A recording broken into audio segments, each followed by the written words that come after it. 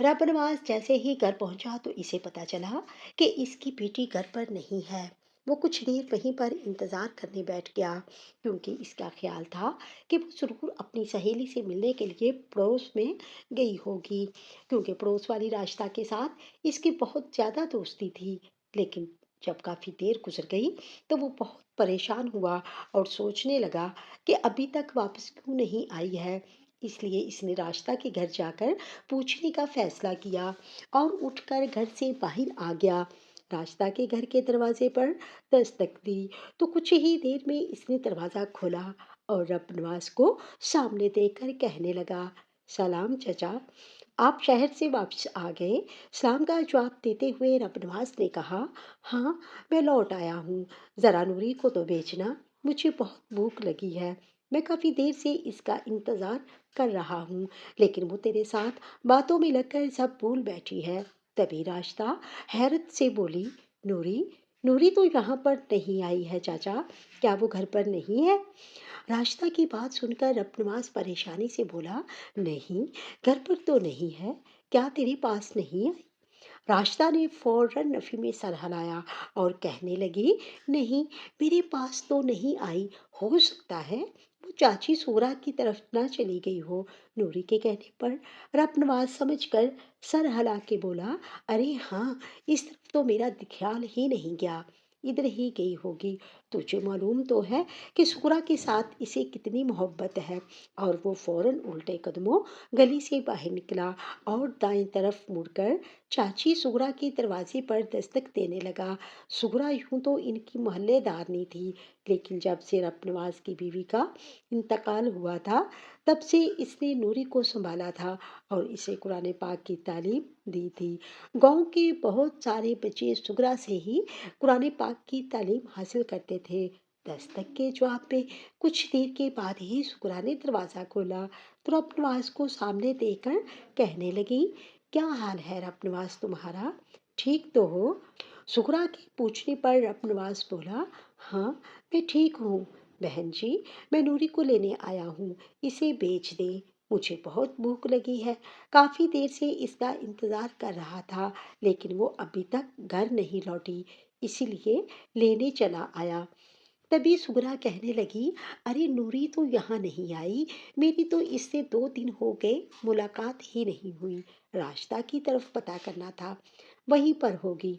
रबनवाज परेशानी से बोला, मैं पहले रास्ता की तरफ ही गया था, लेकिन वहां भी नहीं है, और भला कहाँ जा सकती है?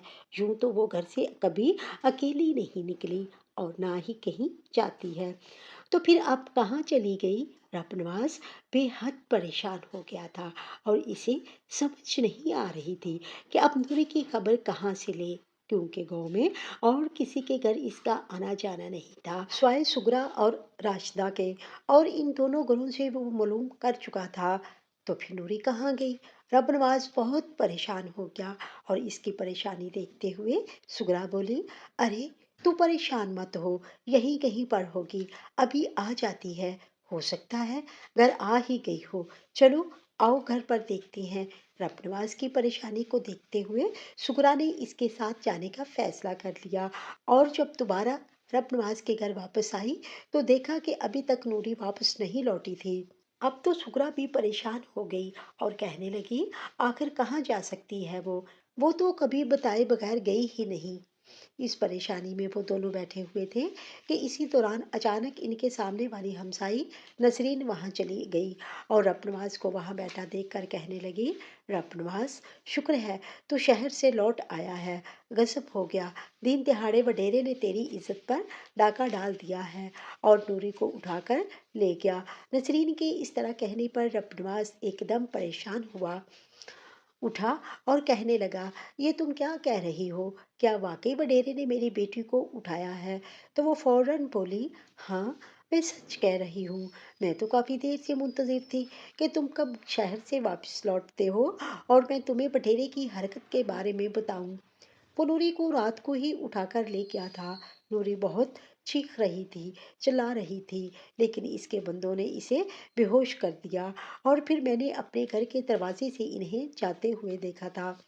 اس لیے ڈر کے مارے کچھ بول نہیں پائی۔ تو جانتا تو ہے وڈیرے کتنا ظالم انسان ہے، اور وہ گاؤں کے لوگوں کو انسان سمجھتا نہیں ہے بلکہ کوئی بھیڑ بکری سمجھتا ہے۔ اگر میں اس وقت مزاحمت کرتی تو شاید وہ مجھے بھی اٹھا کر لے جاتا یا جان سے مار دیتا۔ مجھے معاف کرنا، میں نوری کو نہیں بچا پائی۔ نسرین نے افسوس بھرے لہجے میں کہا۔ تو رب نواز کا خون کھول اٹھا اور وہ کہنے لگا، میں سمجھ سکتا ہوں کہ تم اکیلی عورت کیا کرتی، لیکن تمہارا شکریہ، تم نے مجھے بتا دیا۔ اب میں وڈیرے کو زندہ نہیں چھوڑوں گا۔ آخر اس کی ہمت کیسے ہوئی میری عزت پر ہاتھ ڈالنے کی اور مجھے اس طرح خوار کرنے کی؟ یہ کہہ کر رب نواز غصے سے گھر سے باہر نکل آیا، جبکہ سغرا بھی اس کے پیچھے لپکی، کیونکہ نوری اس کی بیٹی جیسی تھی اور بچپن سے ہی سغرا نے اس کی دیکھ بھال کی تھی۔ رب نواز سیدھا ڈیرے کی حویلی کے باہر آ گیا اور اونچی اونچی آواز میں بولنے لگا، ارے او ظالم انسان، باہر نکل، کہاں چھپ گیا ہے تو؟ کہاں بیٹھا ہوا ہے؟ ادھر آ، سامنے آ کر مجھ سے بات کر۔ تیری ہمت کیسے ہوئی میری بیٹی کی عزت پر ہاتھ ڈالنے کی اور اسے میرے گھر سے اٹھانے کی؟ تو ہوتا کون ہے ہمارے ساتھ یہ سب کچھ کرنے والا؟ رب نواز نے بڑے غصے سے وڈیرے کے گھر کے باہر کھڑے ہو کر جب زور زور سے کہا تو وڈیرا بھی اپنی مونچھوں کو تاؤ دیتا ہوا حویلی سے باہر نکلا اور رب نواز کو کہنے لگا، رب نواز، تیری اونچی آواز میرے کانوں تک نہ ٹکرائے۔ تو جانتا نہیں کہ میں کون ہوں، اور تیری ہمت کیسے ہوئی میرے گھر کے باہر آ کر اس طرح واویلا مچانے کی، جبکہ تو ایک عام سا کمی کمین ہے، کمی کمین ہی بن کر رہ۔ پاؤں کی جوتی کبھی سر پر نہیں رکھی جاتی۔ وڈیرے کی بات سن کر رب نواز سلک اٹھا اور کہنے لگا، اگر پاؤں کی جوتی سر پر نہیں رکھی جاتی تو میری بیٹی کو میرے گھر سے اٹھانے کی تمہاری جرت کیسے ہوئی؟ کیوں تم نے یہ حرکت کی؟ اللہ تمہیں اس کے لیے کبھی معاف نہیں کرے گا۔ رب نواز نے اپنی قمیض کی جوڑی بنا کر وڈیرے کو بد دعا دی اور کہنے لگا، خدا تمہیں غارت کرے، جس طرح تم نے میرا دل دکھایا ہے اللہ تیرا بھی دل دکھائے اور تجھے بھی اسی طرح ذلیل اور رسوا کرے، تو بھی ساری زندگی اسی طرح تڑپتا رہے۔ رب نواز روتے ہوئے وڈیرے کو بد دعائیں دے رہا تھا اور وڈیرا مسکرا کر رب نواز کو دیکھ رہا تھا، یوں جیسے اس کی حالت سے لطف اندوز ہو رہا ہو۔ ابھی یہ سب کچھ ہو رہا تھا کہ اتنی دیر میں حویلی سے ایک چیخو پکار کی آواز بلند ہوئی۔ رب نواز کے ساتھ ساتھ وڈیرے نے بھی چونک کر دیکھا اور پھر ایک دم حویلی کے اندر داخل ہو گیا۔ چیخو پکار کی آواز بلند ہوتی گئی اور ان آوازوں میں اور آوازیں شامل ہوتی گئیں۔ رب نواز کا دل بھی جیسے کسی نے اپنی مٹھی میں لے لیا اور وہ بے اختیار حویلی کے اندر بڑھتا چلا گیا، لیکن اندر کے منظر نے رب نواز کے قدموں تلے سے زمین نکال دی تھی۔ رب نواز کا تعلق سندھ کے ایک اندرون گاؤں سے تھا جہاں پر زندگی کی بنیادی سہولیات کا بھی فقدان تھا۔ رب نواز اپنی بیوی کے ساتھ اور ایک چھوٹی سی معصوم بچی کے ساتھ بڑی اچھی زندگی گزار رہا تھا۔ گاؤں کی سادہ سی گھریلو زندگی میں ان کی ضروریات بھی محدود تھیں۔ رب نواز گاؤں کے ہی وڈیرے کی زمینوں پر محنت مزدوری کرتا اور وہاں سے روزانہ کی بنیاد پر اسے کچھ اناج مل جاتا جس کے ساتھ وہ اپنے گھر کی روزی روٹی چلا رہا تھا۔ رب نواز کی بیوی سلائی کڑھائی کی ماہر تھی اور وہ گھر پر بیٹھ کر کپڑے کڑھائی کرتی جس کے بدلے میں اسے معقول اجرت مل جاتی۔ یوں دونوں میاں بیوی قناعت پسندی کے ساتھ اپنا وقت گزار رہے تھے، لیکن اچانک ہی گاؤں میں ہیضے کی وبا پھوٹنے کی وجہ سے رب نواز کی بیوی بھی اس وبا کی لپیٹ میں آ گئی۔ ہیضے کی وبا نے جہاں بہت سارے لوگوں کو اپنی لپیٹ میں لیا، وہیں پر رب نواز کی بیوی اس وبا کے زیر اثر اس دنیا سے ہی کوچ کر گئی۔ اس کے جسم کا پانی ختم ہو گیا تھا اور چونکہ اس علاقے میں پانی کا فقدان تھا اور اچھا اور صاف پانی پینے کو نہیں ملتا تھا، اسی وجہ سے رب نواز کی بیوی جان پر نہ ہو سکی اور انتقال کر گئی۔ اس وقت نوری صرف 5 برس کی تھی۔ رب نواز کے لیے یہ ایک بہت بڑا صدمہ تھا، ایک کٹھن وقت تھا جس کی بدولت وہ گہرے دکھ میں مبتلا ہو گیا۔ جہان سے پیارا ساتھی اس دنیا سے چلا گیا اور رب نواز دن رات اسے یاد کر کے روتا۔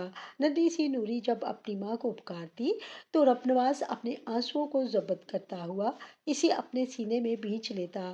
رب نواز نے تنہا زندگی گزارنے کا فیصلہ کیا اور خود نوری کی پرورش کا ذمہ اٹھایا۔ نوری کی تربیت سغرا بی بی نے کی، جس کے پاس رب نواز نوری کو چھوڑ جاتا اور وہاں پر وہ قرآن پاک کی تعلیم حاصل کرتی۔ سغرا کے پاس بیٹھ کر سلائی کڑھائی کا ہنر بھی سیکھتی۔ رب نواز مطمئن تھا۔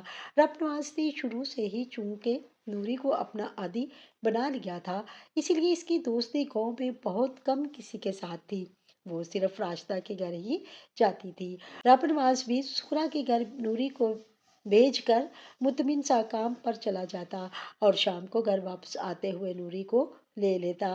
یوں زندگی ایک مخصوص ڈگر پر چل رہی تھی اور رب نواز اپنی زندگی سے بہت مطمئن تھا۔ نوری ایک بہت صابر اور شاکر بچی تھی، بہت خوبصورت اور حسین لڑکی تھی۔ جیسے جیسے جوان ہو رہے تھے اس کی اٹھان بھی اچھی ہوتی جا رہی تھی اور اس کا حسن بکھرتا جا رہا تھا۔ رب نواز نے جب اپنی بیٹی کو دیکھتا تو بے ساختہ نظریں چرا لیتا اور اس کے اچھے نصیب کی دعا کرتا۔ اسے بس یہی خواہش تھی کہ نوری کا رشتہ کسی اچھے گھرانے میں ہو جائے، کیونکہ جس طرح اس نے نوری کو لاڈ پیار سے پالا تھا وہ چاہتا تھا کہ اس کی بیٹی کی زندگی میں کوئی بھی دکھ اور تکلیف نہ آئے، بلکہ وہ ہمیشہ خوشیوں بھرا وقت گزارے۔ لیکن رب نواز نہیں جانتا تھا کہ اس کی یہ خواہش کبھی پوری نہیں ہوگی۔ اس کی زندگی میں ایک ایسا طوفان چپکے سے داخل ہو جائے گا جو اس کی زندگی کے ہر موڑ پر اسے ہلا کر رکھ دے گا۔ ایک دن رب نواز اپنی بیٹی نوری کو لے کر گاؤں کے باغ میں سیر کے لیے جا رہا تھا۔ نوری اکثر اپنے باپ سے باغ میں جانے کی فرمائش کرتی تو رب نواز اسے وہاں لے جاتا اور نہر کے کنارے کتنے ہی گھنٹے وہ دونوں باپ بیٹی بیٹھے باتیں کرتے رہتے اور باغ سے پھل توڑ کر کھاتے رہتے۔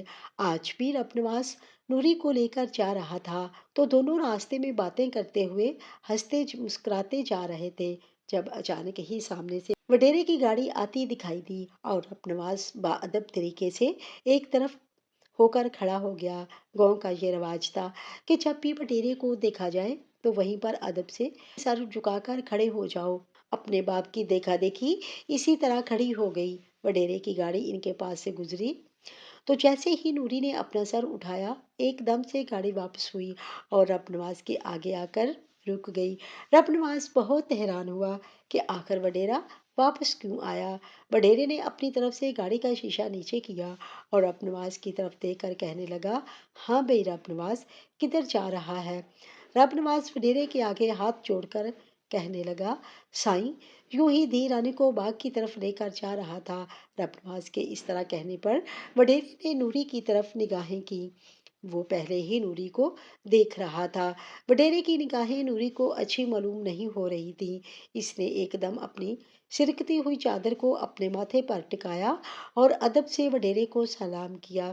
اس کی آواز سن کر وڈیرے نے آہستہ سے سر ہلایا اور گہری نظروں سے نوری کو دیکھنے لگا اور کہنے لگا، رب نواز، تیری دھی تو جوان ہو گئی ہے، اس کے بارے میں کچھ سوچا ہے؟ رب نواز کہنے لگا، سائیں، ابھی تو کچھ نہیں سوچا، جلد ہی کوئی اچھا رشتہ دیکھ کر اس کے ہاتھ پیلے کر دوں گا۔ رب نواز کے ادب سے کہنے پر وڈیرا اپنی مونچھوں کو تاؤ دیتا ہوا گاڑی کا شیشہ اوپر کر کے وہاں سے چلا گیا۔ جبکہ اس کے جانے کے بعد نوری نے ناگواری سے اپنے باپ سے کہا، ابا، وڈیرے کی نظریں اچھی نہیں ہے، وہ مجھے بڑی عجیب نظروں سے دیکھ رہا تھا، مجھے غصہ آ رہا تھا۔ نوری کی بات سن کر رب نواز کہنے لگا، ارے بیٹا، یہ تیرا وہم ہے، ورنہ تو اس کی بچیوں کی عمر کی ہے اور ویسے بھی اسے اس طرح دیکھنے کی عادت ہو گئی ہے۔ تو پریشان نہ ہو۔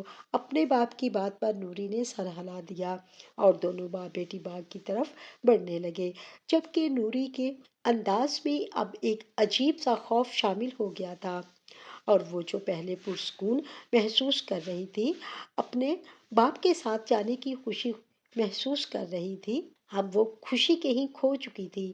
اس دن کے بعد جب اگلے دن رب نواز وڈیرے کی زمینوں پر کام کرنے کے لیے گیا تو وہ وڈیرے نے خاص طور پر رب نواز کو بلوایا اور کہنے لگا، رب نواز تیری دھی کتنے برس کی ہے؟ رب نواز چونکا ضرور، لیکن اس نے محسوس کیے بنا بولا، سائیں 17واں سال لگا ہے۔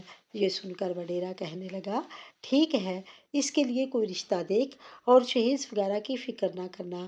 وڈیرے کے اس طرح کہنے پر رب نواز بہت خوش ہوا اور انہیں دعائیں دیتا ہوا دوبارہ سے زمینوں پر کام کرنے لگا۔ رب نواز کو خود نوری کے رشتے کی بہت زیادہ فکر تھی، لیکن وہ بھی نوری کو اتنی جلدی خود سے دور نہیں کرنا چاہتا تھا، کیونکہ اس کے پاس باہت نوری کا رشتہ تھا اور وہ اس رشتے کو جلد کھونا نہیں چاہتا تھا۔ اس دن کے بعد سے وڈیرا اکثر رب نواز کو بلوا لیتا اور ادھر ادھر کی باتوں کے بعد نوری کا پوچھنے لگتا، اور رب نواز اپنی سادگی میں اسے بتا دیتا۔ آج بھی جب وڈیرا کھیتوں میں آیا تو اس نے رب نواز کو کام کرتے ہوئے دیکھا تو پرسوچ نظروں سے کافی دیر اس کی طرف دیکھتا رہا اور پھر ایک دم اسے اپنے پاس بلوایا۔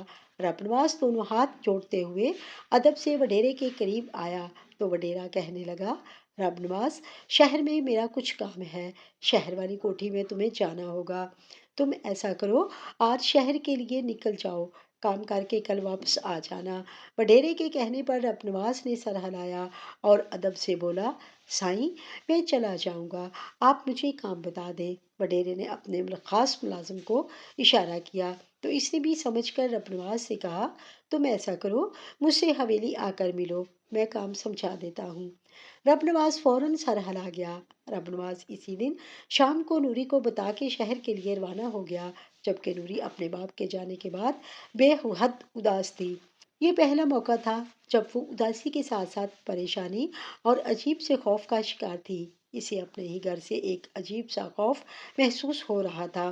پہلے نوری نے سوچا کہ راستہ کی طرف چلی جاتی ہوں، لیکن پھر اسے یہی خیال آیا کہ اب تو راستہ کا ابا بھی گھر آ گیا ہوگا اور وہ اپنے ابا سے بہت ڈرتی ہے، اس لیے نوری نے وہاں جانے کا ارادہ ترک کر دیا اور پھر گھر کا دروازہ اچھی طرح بند کر کے کمرے میں چلی گئی۔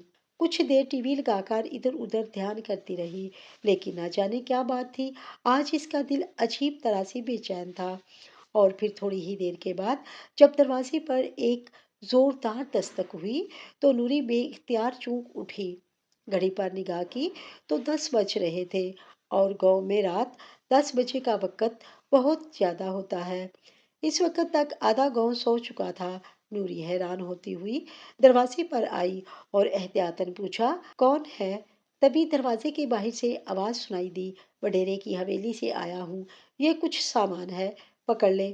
نوری نے یہ سن کر حیرانی سے کچھ دیر سوچا، لیکن پھر دروازہ کھول دیا اور دروازہ کھولتے ہی وڈیرا ایک دم اندر داخل ہوا اور نوری سے کہنے لگا، اتنے دنوں سے تمہیں حاصل کرنے کا سوچ رہا تھا اور آج موقع ملا ہے، بڑی مشکلوں سے تمہارے باپ کو شہر بھجوایا ہے، اب میں یہ موقع کھونا نہیں چاہتا، چلو میرے ساتھ چلو، میں تمہیں حویلی لے کے جا رہا ہوں، وہاں تمہیں رانی بنا کے رکھوں گا۔ وڈیرے کی بات سن کر نوری کے قدموں تلے سے زمین نکل گئی اور وہ کہنے لگی، خدا کا واسطہ ہے سائیں، مجھ پر رحم کریں، آپ مجھے حویلی کیوں لے کر جا رہے ہیں؟ جبکہ وڈیرا کہنے لگا، تم مجھے پہلی نظر میں اچھی لگی ہو اور میں ہر اس چیز کو حاصل کر لیتا ہوں جو مجھے پسند آ جائے، اس لیے زیادہ نخرے مت کرو، تو اچھی طرح جانتی ہے کہ میں کتنا طاقتور اور با اثر انسان ہوں۔ نوری نے بہت مزاحمت کی، وڈیرے کے پیروں میں گر گئی، اس کی منت سماجت کی اور اسے واسطے دیے، روئی، تڑپی، چیخی، چلائی، لیکن وڈیرے کو اس کے اوپر ذرا بھی رحم نہیں آیا اور اس کے کارندے نوری کو دونوں طرف سے تھام کر زبردستی گاڑی میں بٹھا کر لے گئے۔ حویلی میں لانے کے بعد نوری کو اس خاص کمرے میں پہنچا دیا گیا جسے وڈیرے نے حویلی سے الگ تھلگ اپنی عیاشی کے لیے مخصوص کر رکھا تھا۔ وہاں پر صرف لڑکیاں لائی جاتی تھیں جو وڈیرے کی مہمان ہوتی تھیں اور ایک یا دو راتیں رک کر چلی جاتی یا وڈیرا انہیں کہیں بھجوا دیتا۔ نوری اس کمرے میں خوف زدہ حالت میں بیٹھی ہوئی تھی اور وہ شدید پریشان تھی، اپنے باپ کو یاد کر کے رو رہی تھی اور بار بار مدد کے لیے پکار رہی تھی، لیکن حویلی کے اسی حصے کی طرف کوئی آتا جاتا ہی نہیں تھا سوائے وڈیرے کے چند خاص ملازموں کے جو اس کے سارے کالے کاموں سے واقف تھے۔ اس وقت بھی وہاں پر وہی दो मुलाजिम मौजूद थे, लेकिन वो तो गूंगे और बहरे थे। ना इन्हें बोलने का हक था और ना ही इन्हें सुनने का हक दिया गया था। नूरी चीख चीख कर अब थक चुकी थी। तभी आधी रात के वक्त नशे में धुत वडेरा लड़खड़ाते हुए कदमों के साथ चल कर आया तो नूरी लर्ज के रह गई और कहने लगी, खबरदार जो तुम मेरे करीब आए, तुमने मुझे हाथ भी लगाया तो मैं तुम्हारा हशर खराब कर दूंगी। वडेरा इसकी बात सुनकर जोर से कहके लगाकर हंसने लगा, लेकिन कदम कदम नूरी की तरफ बढ़ता रहा। नूरी रोते हुए कहने लगी, तुम्हें खुदा का वास्ता है, मुझे बख्श दो। मेरी उम्र की तुम्हारी अपनी बेटी है, तुम्हारे बच्चे हैं, आखिर तुम मेरे साथ ऐसा क्यों कर रहे हो? तुम्हें जरा भी शर्म नहीं आती? नूरी ने वडेरे को बहुत शर्म दिलाने की कोशिश की, लेकिन वडेरे ने नूरी को अपना हक समझा और जबरदस्ती इससे अपना हक वसूल कर लिया। नूरी की इज्जत को पामाल करके वडेरा फतह से सरशार होकर वहां से निकल चुका था, जबकि नूरी अपने बिखरे वजूद को समेटते हुए फूट फूट कर रो रही थी। इस लम्हे इसकी आंखों में इतनी वहशत थी, इतना दर्द था कि अगर कोई भी दर्दमंद इंसान देखता तो वो आंसू बनकर बह जाता। वडेरे ने तो अपना मकसद हासिल कर लिया था और नूरी इस वक्त बिखरी हालत में कमरे में मौजूद थी। सुबह के वक्त जब रबनवाज शहर से वापस आया और नूरी को ना पाया और फिर जब इसे पता चला कि नूरी को वडेरा उठाकर ले गया था तो तब तो रबनवाज वडेरे की हवेली पहुंच गया और इसे बद्दुआएं देने लगा। वडेरा रबनवाज को मना कर रहा था और इसके ऊपर अपनी ताकत का रोब जमा रहा था।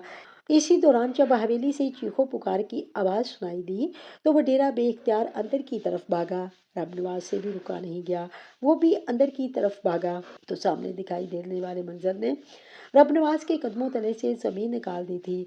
वडेरे का बेटा जो 12-13 बरस का था इस वक्त आग की लपेट में था और इधर उधर आग बुझाने की कोशिश में भागता फिर रहा था। वडेरा अपने बेटे के करीब गया और इसकी आग बुझाने लगा, लेकिन खुद इसके अपने भी हाथ जल गए। सिर्फ चंद लम्हों का ही खेल था और शायद रब नवाज के दिल से निकली हुई आह थी जिसने फौरन अर्श को हिला कर रख दिया। वडेरे के कर्मों की सजा इसके बेटे को मिल गई और मौका पर ही इसका बेटा जल कर खत्म हो गया। और इतनी दर्दमंदाना और इतनी इबरतनाक मौत ने हर एक को लर्जा कर रख दिया और वडेरा तो जैसे गम से पागल हो गया और ऊंची ऊंची रोने लगा। खुद रब नवाज को भी शदीद सदमा पहुंचा था। इस नन्ही सी जान का कोई कसूर नहीं था, ना ही इसने कोई गुनाह किया, लेकिन अपने बाप के गुनाहों का कफारा इसे अदा करना था और वो बाखूबी अदा कर गया। रब नवाज वहां से खामोशी से चला आया। इसे अल्लाह की इंसाफ का यकीन हो गया था। इसने घर आकर अल्लाह के हजूर सजदा किया और अपने लिए अपनी बेटी के लिए अल्लाह से माफ़ी मांगी और वडेरे को हदायत देने के लिए दुआ की। वो सारा दिन रब नवाज का बहुत बेचैनी से गुजरा था। इसे नूरी की फिक्र थी, लेकिन जानता था वडेरा अभी गम में है और अपने बेटे की मौत के सदमे में मुब्तला है।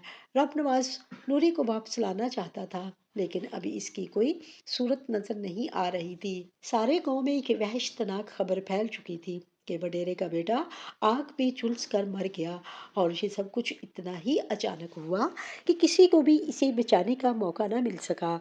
वडेरे के बेटे के इंतकाल को तीसरा दिन था जब एक दिन वडेरे के साथ नूरी घर में दाखिल हुई। नूरी की आंखों में वहशत थी और चेहरे पर गम था। वो एकदम आकर अपने बाप से लिपट गई और फूट फूट कर रोने लगी। दोनों बाप बेटी एक दूसरे के साथ लगे हुए रो रहे थे। इन्हें बखूबी अंदाजा था कि इनका क्या खो गया है। तभी वडीरा आगे बढ़ा और इसने अपने दोनों हाथ रब नवाज के आगे छोड़ दिए। इसकी आंखों में आंसू थे और चेहरे पर पछतावे थे।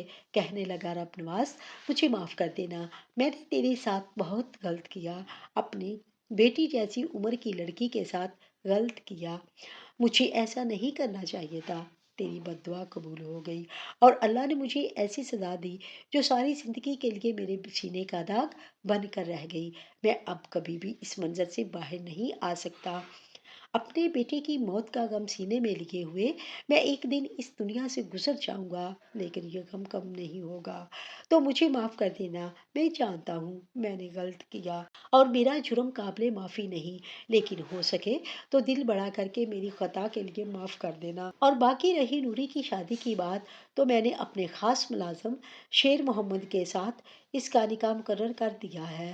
شیر محمد کو تو جانتا ہے، اچھا بھلا مانس آدمی ہے، تیری نوری کو خوش رکھے گا۔